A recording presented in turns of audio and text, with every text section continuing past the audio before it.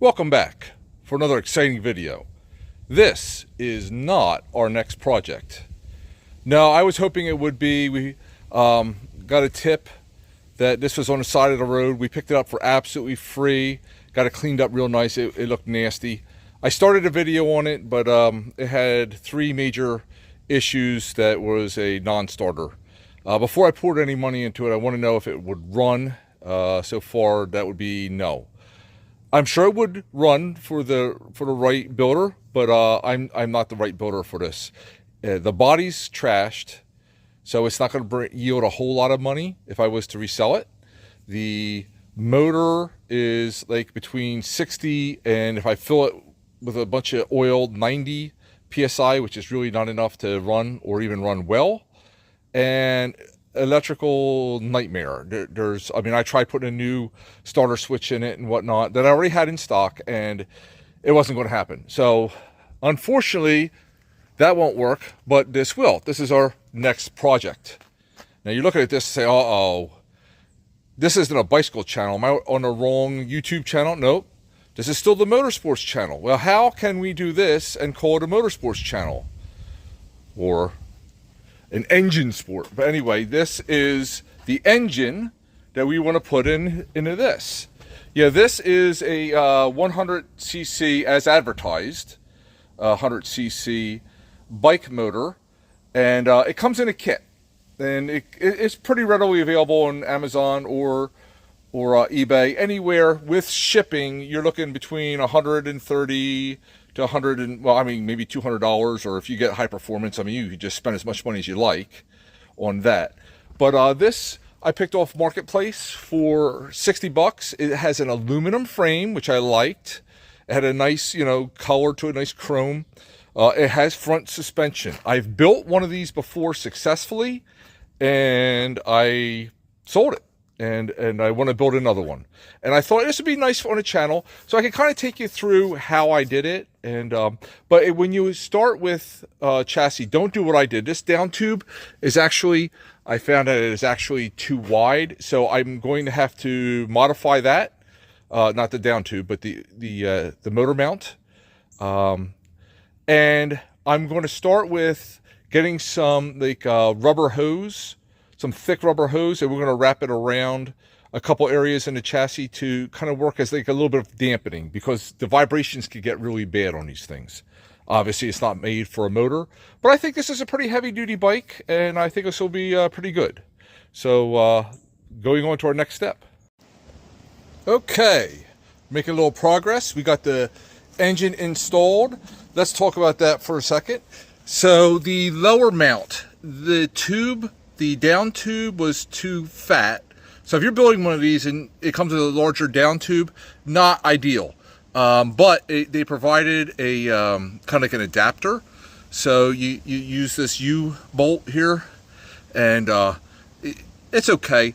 I did put in a piece of rubber hose. I cut a piece of it here to kind of help damper the vibration, because these motors do vibrate a lot, so to try to take out some of that. But I found out later they actually included a little thin piece of rubber, but this is a little thicker, and I have used that. I've also used it in the back mount, which does fit a little bit better. I don't know if you can see that little bit of rubber in there, right in there.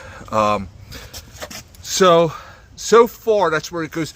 The exhaust, I think that's going to clear the pedals. I can show you how close it comes. So it's really close there. As long as the motor is straight up and down, and we're going to just double check that, we should miss. On my other one, I had to modify the exhaust. This is the first one of these I've built. But what I didn't think through is the gas tank goes here. And you also got these three cables here that are kind of bare. And that's fine unless you're going to put a gas tank on it, which was never intended. So the idea is to either take a piece of this PVC tubing or this metal tube and split it long ways, and maybe put that on top of there to make like a little, tunnel, or like a half tunnel, so it won't squeeze those cables. You got the 2 shifter cables and the brake cable. So we got to make sure that the fuel tank that goes up on there doesn't clamp down on that. I also have here these super cool handlebars that are made for a motorcycle. I'm hoping that the cables that are provided with the bike are going to be long enough so I can put them on here and, you know, and mount that on there like that. It'd just be a little more comfortable position, give it a little cooler look, but more about comfort. So we'll see how that goes. But we're moving right along. Making a little more progress. All right, so I got the carburetor mounted. I got the handlebars mounted, the motorcycle handlebars. They fit real nice. I had to lengthen a couple of the wires, and I can see right here one of the wires did pull out for the kill switch. So we're gonna reconnect that. But I used a thumb throttle. And that's just what I'm comfortable with from riding quads all them years. But using this setup, I think it was like less than $10 on Amazon. You pull this, and if you look, you're going to get the double brakes. So I get front and rear brakes at the same time. The reason why I did it this way is because you can have the brake over here. This is your clutch. So I hooked up the clutch, and that goes on the left side. Like a regular motorcycle or ATV, and on the right side is your brakes. It activates both brakes at the same time. That is functional. Okay, what else do we have? Okay, this thing isn't really hooked up to anything. That just comes with the that brake and throttle cable setup. Now, I said about the tubes. The PVC did not work, so I used a piece of steel tube. I painted it silver to kind of match a little bit. Not that it really matters. So that fits over there like that. See how nice, right?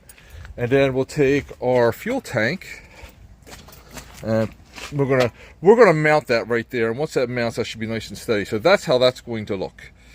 And maybe a little more forward, whatever. But yeah, that'll be decent. So, and that will not interfere with our cables. So basically, when we get the fuel tank hooked up, we're not far from a start. This is a very important part I don't want to glance over, is putting that sprocket on the rear wheel. So you actually hook it up to the spokes, and what I did is I used Gorilla Tape. You should probably use something not quite that powerful, but that holds the 9 bolts down, and then you put the lock washers and the nuts on. And then what you do is you just, of course, tighten it up evenly. And we're going to test it and make sure that we got, when I spin this wheel, that I don't get no wobble in that axle, or I'm sorry, in that sprocket. And it's kind of centered up. I mean, right now it's not really centered up on that. You want it definitely centered up on that hub. But, and then you want to spin it and make sure that it's nice and level. And that's a time-consuming part, but I'm telling you, this tape is going to save you some time if you want to do this kit. Just do it like that, and of course, the bolts going through there, and then the nuts come over here, and you tighten that one step at a time.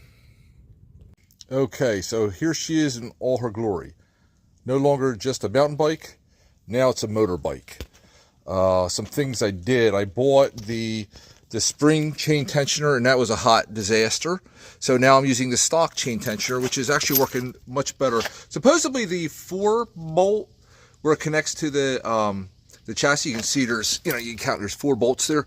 That's evidently a lot safer, and it's less likely to twist off, as you can imagine. This motor is an absolute dog. I had one before that was called an 80cc, and I think it truly is a 66cc. This one is claiming to be 100cc, but it's actually 80cc, and it's a dog. Now, maybe I just got a dud, or maybe it needs to break in. I'm running it rich, so it could be that. I mean, top speed is right now 21, so that's not very impressive. I swear the other one did upwards of 35 miles an hour. I'm telling you, it was great right out of the box. This one still needs to be broken in, so maybe not expect the highest of speeds. Looks great. It's got the full suspension. I like the way the bars feel on it. It's really comfortable. Using this ATV brake lever to incorporate both brakes and a thumb throttle on it. I really do like that. The way you start these things is you just roll it, let out the clutch. The odds of me doing a ride-along video, that's not happening. I use my phone for these. I have a GoPro, but it's so old, the quality would be terrible. But I did have my wife just videotape me going down the road. I'm happy to show that.